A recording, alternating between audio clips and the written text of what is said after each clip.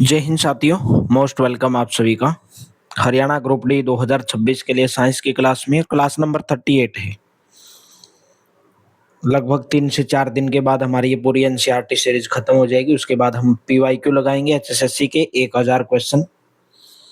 देखिए, बहुत सारे स्टूडेंट भाई साइंस के अंदर अच्छा रिस्पॉन्स नहीं है, साइंस की क्लास आप डेली नहीं देख रहे हो। मैं आपको विश्वास दिलाना चाहूंगा कि हरियाणा का कोई भी टीचर, कितना भी बड़ा टीचर हो, जहां से मैं आपको पढ़ा रहा हूं, जो आपके एग्जाम में पूछा आएगा, कोई भी टीचर नहीं पढ़ा रहा होगा। अगर जो विश्वास करेगा, और मेरे दोस्तों, उनकी उम्मीदों पर मैं खरा उतरूंगा। चाहे आप भले ही एग्जाम के टाइम पे देखना। और मैं एक दिन ये भी वीडियो बनाने जा रहा हूँ कि आपका पूरा का पूरा पेपर किस बुक से पूछा जाता है। सेम डिक्टो क्वेश्चन वहां से उठा के पेपर में रखे जाते हैं। ठीक है, तब आपको विश्वास हो जाएगा कि हाँ, मैं जो पढ़ा रहा हूँ एकदम सही डायरेक्शन में पढ़ा रहा हूँ। देखिए, किसी भी एग्जाम को क्लियर करने के लिए पढ़ना तो जरूरी है ही, लेकिन एक गाइडेंस, आप कहाँ से पढ़ रहे हैं, कौन आपको बेहतर तरीके से पढ़ा रहा है, या आप कुछ फालतू की चीजें पढ़ रहे हैं, वो सब आपके काम नहीं आएंगी। तो डेली सुबह 7 बजे Haryana GK Haryana current affairs की क्लास आती है। इंडिया जीके डेली सुबह 11 बजे, साइंस डेली दोपहर को 2 बजे, डेली रात को 9 बजे मॉक टेस्ट रहता है, लाइव मॉक टेस्ट। और डेली बहुत सारे स्टूडेंट इस मॉक टेस्ट के अंदर जुड़ करके अपनी तैयारी को जांचते हैं। तो आप भी अपनी तैयारी को जांचिए। डेली रात को लाइव रहता है। इस नंबर के ऊपर व्हाट्सएप करके हरियाणा ग्रुप डी के लिए ऑल सब्जेक्ट की पीडीएफ आप प्राप्त कर सकते हैं। तो चलिए सेशन की शुरुआत करेंगे। कल मैंने आपको क्वेश्चन होमवर्क के रूप में दिया था। यहाँ पे बोल रहे कि गोलीय दर्पण के ध्रुव तथा मुख्य फोकस के बीच की दूरी फोकस दूरी कहलाती है, जिसे किस अक्षर के द्वारा निरूपित किया जाता है? एफ के द्वारा। भाई, जैसे ये गोलीय दर्पण है, तो गोलीय दर्पण का ये पी है, पी को हम पोल यानी कि ध्रुव बोलते हैं। ये इसका मुख्य फोकस है यानी कि प्रिंसिपल फोकस है। ये इसका सी है यानी कि वक्रता के अंदर सेंटर ऑफ कर्वेचर है। तो पोल के बीच में और जो मुख्य फोकस है उसके बीच की दूरी को हम क्या बोलते हैं? एफ, छोटे एफ से डिनोट करते हैं। और पोल से लेकर वक्रता केंद्र के बीच की दूरी को हम आर से डिनोट करते हैं भाई। ठीक है, आर से वक्रता त्रिज्या जिसको बोलते हैं। तो बी ऑप्शन आपका यहाँ पे करेक्ट हो जाएगा भाई। नेक्स्ट बताइए। गोलीय दर्पण के परावर्तक पृष्ठ की वृत्ताकार सीमा रेखा का व्यास दर्पण का क्या कहलाता है? भाई, दर्पण का क्या कहलाता है? दर्पण का द्वारक कहलाता है यानी कि अपर्चर कहलाता है। बी ऑप्शन करेक्ट हो जाएगा। देखो, ये मेरे दोस्तों गोलीय दर्पण है। ये दर्पण है यहाँ पे जो आपको नजर आ रहे हैं। ठीक है, गोलीय दर्पण के परावर्तक पृष्ठ की जो वृत्ताकार यानी कि इसकी जो वृत्ताकार सीमा रेखा है, सीमा रेखा का व्यास दर्पण का क्या कहलाता है? द्वारक कहलाता है। यानी कि पूरा का पूरा यहां से लेकर के जो यहाँ है उसको हम क्या बोलेंगे? व्यास बोलेंगे, यानी कि अपर्चर डायमीटर बोलेंगे भाई। वक्रता त्रिज्या, रेडियस ऑफ कर्वेचर इसको बोलेंगे। एफ इसका फोकस हो जाएगा, प्रिंसिपल फोकस। सी इसका जो है सेंटर ऑफ कर्वेचर यानी कि वक्रता सेंटर, वक्रता के अंदर हो जाएगा। और ये जो है इसको हम क्या बोल देंगे? मुख्य एक्स यानी कि principal axis. The diameter of the circular boundary of the reflecting surface of a spherical mirror is called the aperture. Option number B correct हो जाएगा। नेक्स्ट बताइए। गोलीय दर्पण की वक्रता त्रिज्या आर तथा फोकस दूरी एफ के बीच में संबंध बताना है भाई। ये मोस्ट इंपोर्टेंट है भाई। इससे संबंधित क्वेश्चन पूछा जाता है कि भाई वस्तु एफ पे रखी है तो इसके बीच में कितना बनेगा, क्या क्या बनेगा, यानी कि इस टाइप के क्वेश्चन पूछे जाते हैं। The relationship between the radius of curvature R and focal length F of a spherical mirror, इनके इनके बीच में जो रिलेशन है, तो आर जो बराबर होती है वो 2f के बराबर होती है। 2 इंटू फोकल लेंथ के बराबर है। ये पी हो गया यानी कि पोल हो गया, ये फोकस हो गया और ये सेंटर हो गया। तो पी से एफ के बीच की दूरी को आर बोलते हैं। वहीं पे पी से लेकर सी के बीच की दूरी को आर बोलते हैं। तो यहाँ पे आर किसके बराबर होगा? 2f के, यानी कि एफ का 2 गुना के बराबर होगा। बी ऑप्शन आपका यहाँ पे करेक्ट हो जाएगा। क्या रिलेशन होगा? आर बराबर 2f के बराबर होगा भाई। ठीक है, क्वेश्चन भी आएंगे आगे जब आपको पता चलेगा। अवतल दर्पण में यदि किसी वस्तु की स्थिति अनंत पर है, यहाँ पर है भाई अनंत पर है, तो पूछा गया तो प्रतिबिंब किस आकार का होगा? जो प्रतिबिंब होगा वो अत्यंत छोटा होगा, एक्सट्रीमली स्मॉल होगा। जब वस्तु अनंत पर होती है तो प्रतिबिंब फोकस यानी कि एफ पर बनता है। जब कोई वस्तु बिल्कुल अनंत पे होती है, लास्ट में होती है, तो जो प्रतिबिंब है वो एफ पर बनता है और उसका आकार बहुत छोटा, लगभग बिंदु के आकार जितना होता है। When an object is at infinity the image is formed at the focus and the it's size is extremely small, almost A point. ठीक है भाई, यहाँ पे क्वेश्चन पूछे जाते हैं, वो मैं आपको बताऊंगा कहाँ कैसे कैसे क्वेश्चन पूछे जाते हैं। ठीक है, देखो, जब बिंब की स्थिति, जब ऑब्जेक्ट की स्थिति अनंत पर होगी तो प्रतिबिंब कहां पर बनेगा? फोकस पर बनेगा, बहुत छोटा बनेगा और कैसा बनेगा? वास्तविक। ये सब लिख लेना भाई प्लीज, ये जो भी मैं बोलूंगा वो सब लिख लेना आप, उम्मीद है आपसे। ठीक है, तो जब अनंत पर होगी तो फोकस पर बनेगा और सबसे छोटा बनेगा, प्रतिबिंब का बहुत छोटा बनेगा, अत्यधिक छोटा साइज बनेगा और वास्तविक बनेगा और उल्टा बनेगा। ठीक है, वहीं पे अगर मैं बात करूं, जब वस्तु सी से परे हो, सी से दूर रखी हो, सी से थोड़ी दूर रखी हो, तो जो आपका प्रतिबिंब बनेगा सी और एफ के बीच में बनेगा, सी और एफ के बीच में बनेगा और कैसा बनेगा? छोटा बनेगा और वास्तविक बनेगा उल्टा बनेगा। बस आपको इतनी बात ध्यान में रखनी है। बस एक ही केस है अवतल दर्पण में जहां पर जो प्रतिबिंब आभासी और सीधा बनेगा, बाकी सभी जगह वास्तविक और उल्टा बनता है। ठीक है, एक ही कंडीशन है, वो कौन सी कंडीशन है? जब जो आभासी बनेगा और सीधा बनेगा, वो जब P तथा F के बीच में वस्तु रखी हो, यानी कि वस्तु जब यहाँ पे रखी हो P और F के बीच में, तो जो ऑब्जेक्ट की जो इमेज बनेगी वो दर्पण के पीछे यानी कि इस साइड में बनेगी और बड़ा बनेगा और आभासी बनेगा, सीधा बनेगा। बस एक ही पॉइंट पर बनेगा अवतल दर्पण में, जब वस्तु P और F के बीच में रखी हो, दर्पण के पीछे बनेगा, बड़ा बनेगा, आभासी बनेगा और सीधा बनेगा। बाकी सभी जगह वास्तविक और उल्टा बनेगा। C से दूर रखी हो तो F और C के बीच में बनेगा, छोटा बनेगा, वास्तविक उल्टा बनेगा। जब वस्तु C पर रखी हो तो जो आपकी इमेज बनेगी, प्रतिबिंब बनेगा, वो सी पर ही बनेगा, समान साइज का बनेगा, वास्तविक बनेगा, उल्टा बनेगा। ठीक है, जब वस्तु सी और एफ के बीच में रखी हो, सी और एफ के बीच में रखी हो, वहां पे सी से परे बता दिया, यानी कि थोड़ी सी से परे रखी हो।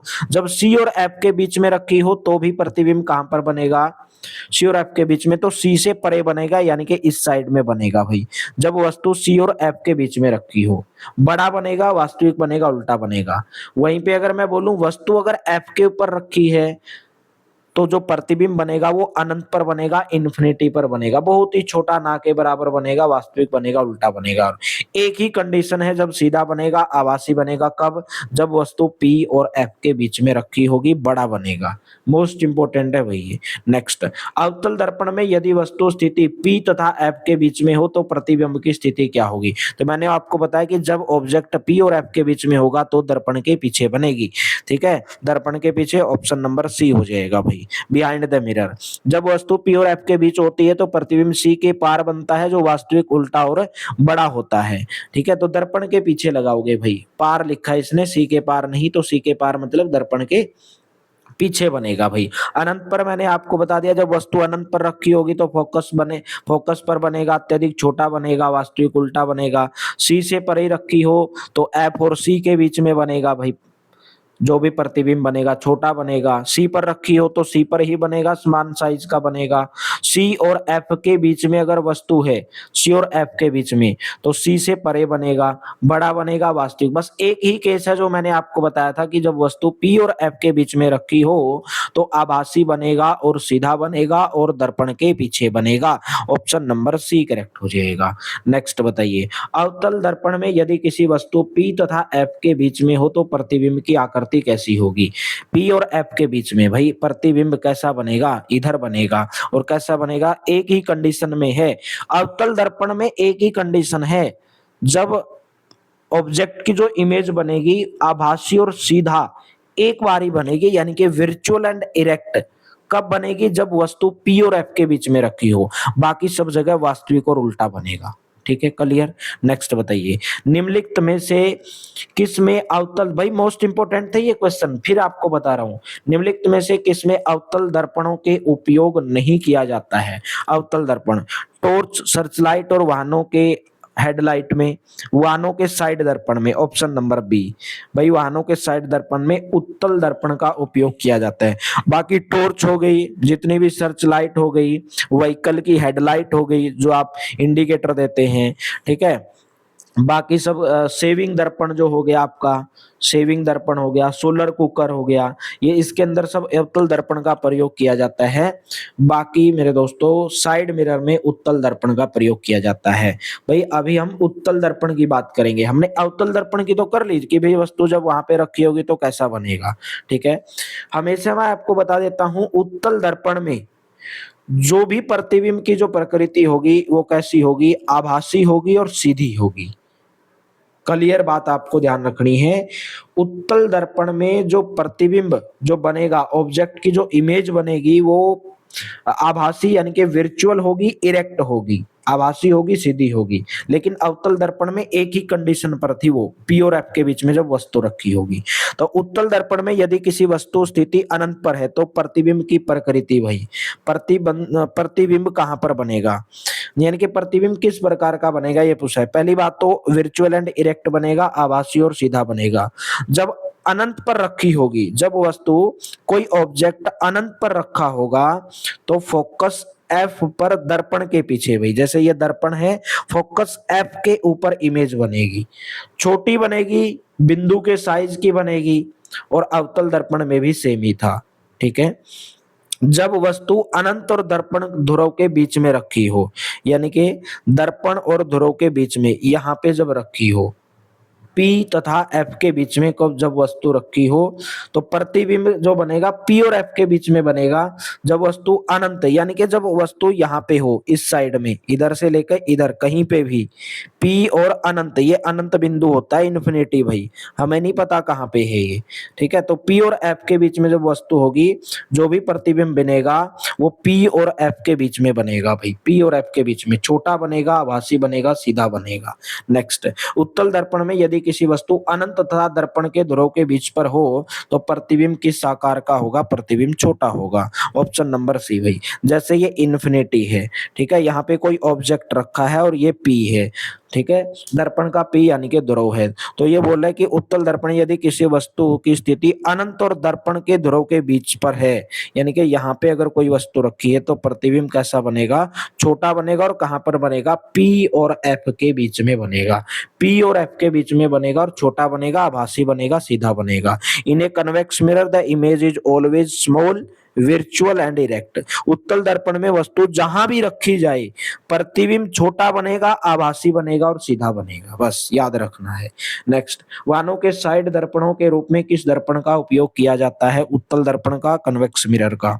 Convex mirror are used as side mirror in vehicle because they provide a wider field of view and help see more area, यानी कि ज्यादा क्षेत्र देखने में हमारी मदद करते हैं। उत्तल दर्पण में सदैव प्रतिबिंब बनता है, कैसा बताया था भाई? सीधा बनता है और छोटा बनता है। कैसा बनता है? सीधा बनता है और छोटा बनता है। तो ऑप्शन नंबर आपका एक करेक्ट हो जाएगा, इरेक्ट एंड डिमिनिश्ड बनेगा। भाई the image formed by A convex mirror is always erect, virtual and diminished बनेगी। लेकिन वास्तविक और उल्टी किस केस में बनेगी भाई? ये अवतल दर्पण में। लेकिन अवतल दर्पण में एक ही केस था जब वस्तु P और F के बीच में रखी थी। P और F के बीच में जब वस्तु रखी थी तो वस्तु का जो इमेज बनेगी वो दर्पण के पीछे बनेगी, और कैसी बनेगी? आभासी बनेगी और सीधी बनेगी। अवतल दर्पण में एक ही केस था, बाकी सब जगह वास्तविक और उल्टी। नेक्स्ट, निम्नलिखित में से कौन सा दर्पण का सूत्र है? वही विच of the following is the mirror formula. भाई मिरर फॉर्मूला पूछा गया है। देखो मिरर फॉर्मूला आता है 1/u प्लस के 1/v बराबर है 1/f। The mirror formula shows the relation between the light rays and the image formation, यानी कि जो लाइट की जो रेज आती हैं, जो किरणें आती हैं, जैसे किरणें आ रही हैं और जो इमेज बनती है उनके बीच में रिलेशन दिखाती है भाई। यहाँ पे यू क्या है, यू है भाई, यानी कि जो आपका जो ऑब्जेक्ट है वो कितनी दूरी के ऊपर है, ठीक है, यानी कि जो पोल है उससे आपका ऑब्जेक्ट कितनी दूरी पर रखा है वो यू को दर्शाता है। और आपके ऑब्जेक्ट की जो इमेज है वो कहाँ पे बनेगी, वो V है मेरे दोस्तों। ऑब्जेक्ट की इमेज P से कितनी दूर बनेगी वो V दर्शाता है। और F यहाँ पे क्या है, फोकस दूरी है भाई, ठीक है, जो मुख्य फोकस है यानी कि P से F के बीच की जो ये दूरी है इसको हम F बोलते हैं। तो 1/U प्लस 1/V बराबर 1/M।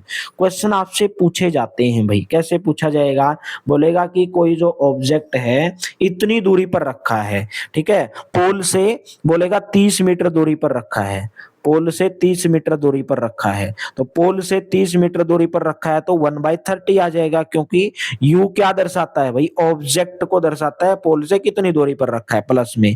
और बोलेगा कि आपकी जो इमेज है वो 20 मीटर, पोल से 20 मीटर दूरी पर बनती है, तो 1/20 आ जाएगा। तो आपसे पूछेगा बताइए फोकल लेंथ, एफ की लंबाई बताइए, तो बराबर 1/f, इस तरीके से निकाल लोगे भाई, इसको सोल्व कर लोगे एफ की लंबाई आ जाएगी। ये फॉर्मूला आपको याद रखना है। नेक्स्ट बताइए, किसी ऑटोमोबाइल में पीछे का दृश्य देखने के लिए उपयोग होने वाले उत्तल दर्पण की वक्रता त्रिज्या 3 मीटर है। यदि एक बस इस दर्पण को 5 मीटर की दूरी पर स्थित है तो प्रतिबिंब की स्थिति, प्रकृति तथा साइज ज्ञात कीजिए भाई। देखो मैंने आपको एक फॉर्मूला बताया भाई, ठीक है, ये बोल रहा है कि कोई radius of curvature of a convex mirror used in automobile to see the rear view is 3 metre. If a bus is located at a distance of 5 metre from the mirror, find the position, nature and size of the image. Size of the image बतानी है। देखो सबसे पहले मैंने आपको बताया कि जो फोकस दूरी होती है, जो फोकल लेंथ होती है, वो किसके बराबर होती है, R/2। रिलेशन बताया था ना आपको कि भाई रेडियस ऑफ जो कर्वेचर होती है वो डबल होती है किसकी, फोकल लेंथ की, 2f की। तो यहाँ से f किसके बराबर होगा, R/2 के बराबर होगा, ठीक है। तो यहाँ से जो रेडियस ऑफ कर्वेचर है वो कितनी है, 3 मीटर है, तो रेडियस ऑफ कर्वेचर है 3 मीटर, तो 3/2 कितनी आ जाएगी, 1.5 मीटर। ये क्या आ गई, फोकल लेंथ आ गई भाई 1.5 मीटर। हमने फोकल लेंथ क्यों निकाली, क्योंकि हमें फॉर्मूला पता है 1/u प्लस 1/v बराबर 1/f, ये दर्पण का फॉर्मूला होता है। क्लियर बात, 1/u प्लस 1/v प्लस के 1/f। हमसे पूछा क्या है मेरे दोस्तों, हमसे पूछा है v की वैल्यू, यानी कि nature and size of image. भाई v क्या है, यहाँ पे ऑब्जेक्ट की इमेज ही तो है, तो हमसे v पूछा है, तो v अगर मैं बोलूंगा कैसे निकालोगे, 1/v बराबर किसके बराबर आएगा, 1/v को एक साइड में ले लेंगे, ठीक है, तो 1/v आ जाएगा 1/v प्लस के 1/u, 1/u माइनस के 1/f, 1/u या 1/f को उधर लेके चले जाओ, तो 1/f माइनस के 1/u, इसके बराबर आएगा 1/v। तो f हमारे पास आ गई कितनी है, 1.5 मीटर है, तो 1/1.5 रख दो f की जगह पे, माइनस भाई ऑब्जेक्ट उसने इमेज दी हुई है कितनी दूरी पर है, ये बोला है कि फिर located at distance of 5 metre from the mirror, mirror से 5 मीटर डिस्टेंस पर रखी है, मिरर से 5 मीटर डिस्टेंस पर रखी है, तो माइनस के 1/5 आ जाएगा। इसको आपको सोल्व कर लेना है, सोल्व करके आपका आंसर आ जाएगा, ठीक है।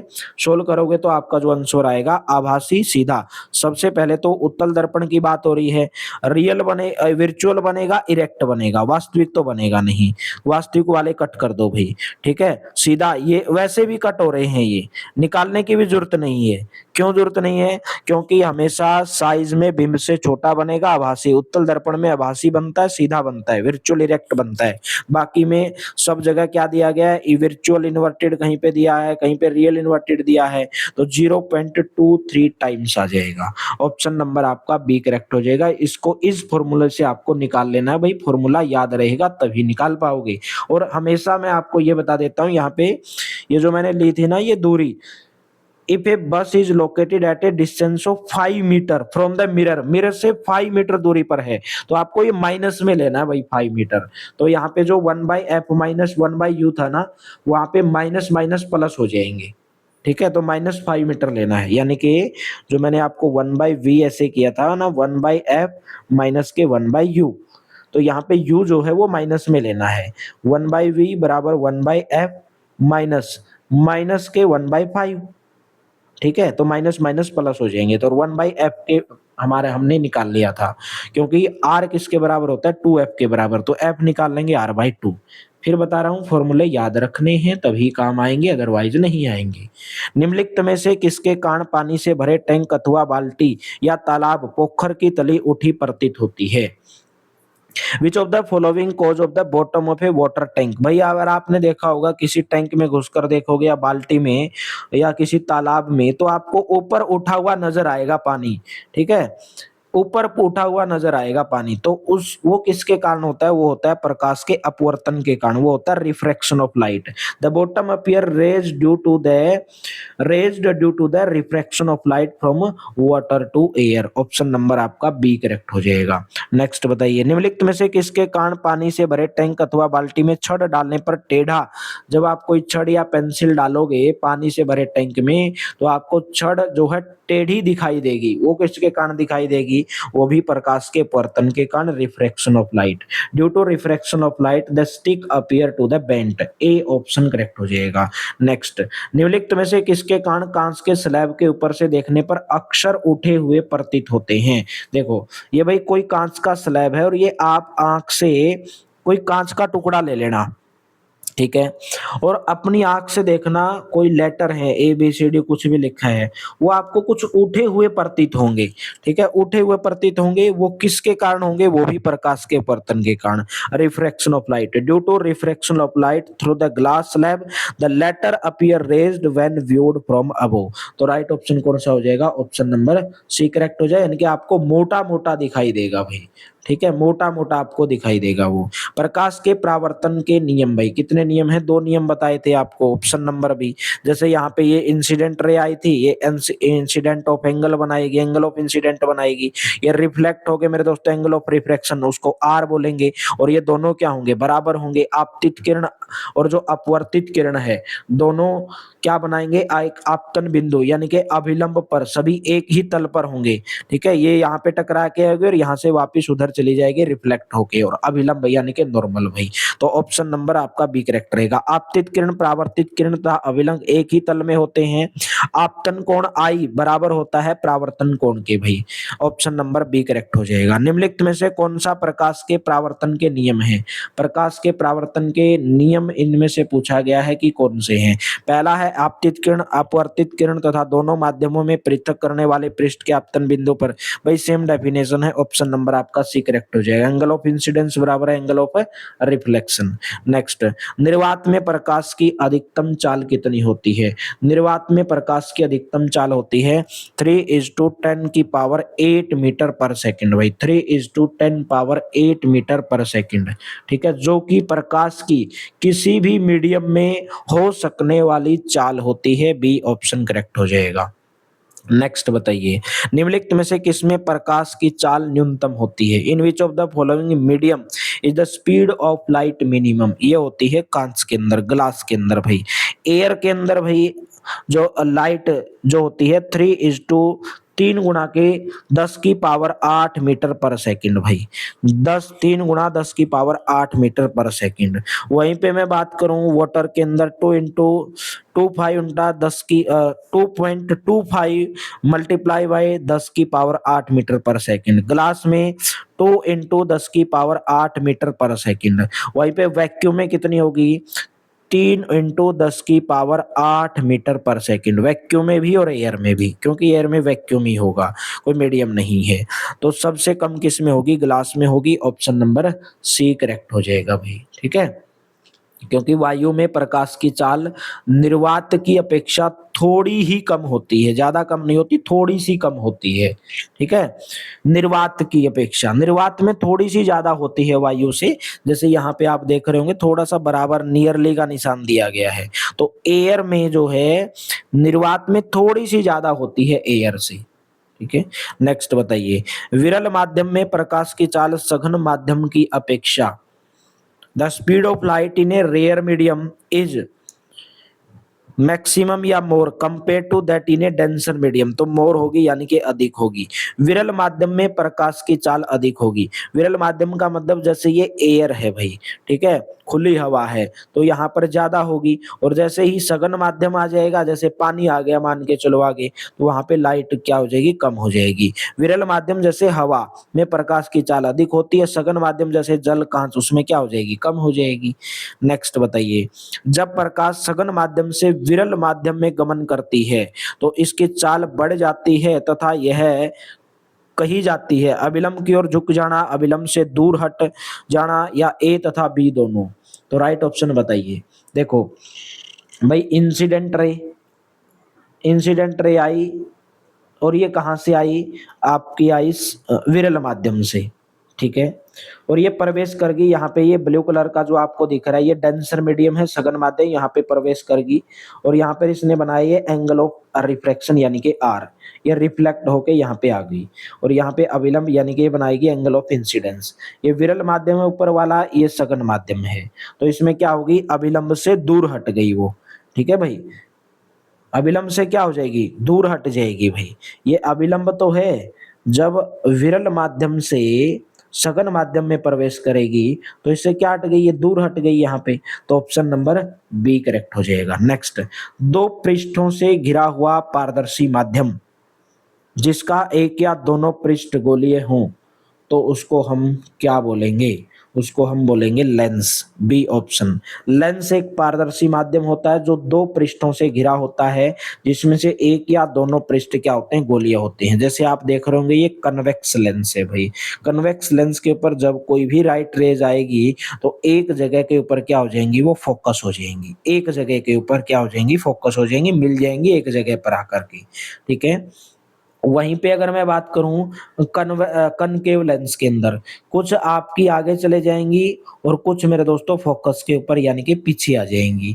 तो ऑप्शन नंबर आपका बी यानी कि लेंस बोलेंगे भाई। किसी लेंस में बाहर की ओर उभरे दो गोलीय पृष्ठ होते हैं, ऐसे लेंस को क्या बोलते हैं, द्वि उत्तल लेंस बोलते हैं या उत्तल लेंस बोलते हैं। दोनों सतहें बाहर की ओर उभरी हो तो ये जो लेंस होता है, जैसे आप देख रहे होंगे इमेज में, ये बीच में से तो मोटा है और किनारों से मेरे दोस्तों पतला होता है, तो ऐसे लेंस को द्विउत्तल लेंस बोल देंगे या मेरे दोस्तों उत्तल लेंस भी, कन्वेक्स लेंस बोलेंगे या डबल कन्वेक्स लेंस, दोनों बोल सकते हैं। तो ऑप्शन नंबर कौन सा आपका, ए और बी दोनों हो जाएंगे। किसी लेंस से बाहर की ओर उभरे दो गोलीय पृष्ठ हो सकते हैं, ऐसे लेंस को हम क्या बोल देंगे, द्वि उत्तल लेंस बोल देंगे यानी कि डबल कन्वेक्स लेंस बोल देंगे, और इसलिए हम इसको कन्वेक्स लेंस भी बोल देते हैं। तो सी ऑप्शन करेक्ट रहेगा। निम्नलिखित में से किस लेंस को अभिसारी लेंस कहा जाता है, अभिसारी, उत्तल लेंस को, अवतल लेंस को, उत्तल दर्पण को या अवतल दर्पण को।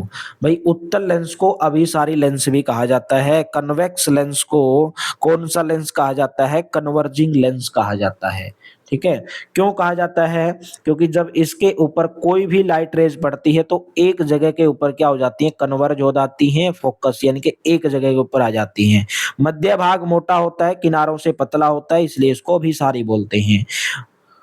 अवतल लेंस, कनकेव लेंस को क्या बोलेंगे, अपसारी बोलेंगे भाई। मध्य भाग पतला, किनारे मोटे होते हैं, ठीक है। कन्वेक्स मिरर की बात करूं, बाहर की ओर उभरा हुआ होता है, दर्पण होता है उत्तल दर्पण, ठीक है। अवतल दर्पण क्या होता है, अंदर की ओर धंसा हुआ होता है। बस आपको इतनी बात ध्यान में रखनी है, इनको अच्छे से देखना है, किनारों से कौन सा मोटा होता है, बीच में से कौन सा पतला होता है। किसी लेंस किसी लेंस बीच की अपेक्षा किनारों से मोटा होता है, ऐसे लेंस को हम क्या बोलेंगे भाई, किनारों से मोटा होता है, तो किनारों से तो यही मोटा है भाई, बीच में से तो कौन सा मोटा होता है, कन्वेक्स लेंस होता है। बीच की अपेक्षा किनारों से मोटा होता है, बीच की अपेक्षा किनारों से मोटा होता है, तो ऐसे लेंस को हम क्या बोलेंगे, देखो ऐसे लेंस को हम वैसे अपसारी लेंस बोलते हैं या द्वि अवतल लेंस भी बोल देते हैं, तो अवतल लेंस बोलेंगे भाई। किनारों की अपेक्षा, बीच की अपेक्षा किनारों से पतला होता है, बीच में तो मोटा होता है भाई, ये गलत लिखा है यहाँ पे कन्वेक्स लेंस का, ठीक है। क्योंकि बीच में ये मोटा होता है, किनारों से पतला होता है, ये बात ध्यान में रखनी भाई, ये उल्टा लिख दिया, ठीक है। ये है तो कन्वेक्स लेंस, लेकिन ये बीच में से मोटा होता है, बीच की अपेक्षा किनारों से मोटा होता है। ये बीच की अपेक्षा किनारों से मोटा होगा अवतल लेंस। ऑप्शन नंबर सी लगाओगे भाई इसका, ठीक है। ये यहाँ पे डेफिनेशन इसकी गलत लिखी है।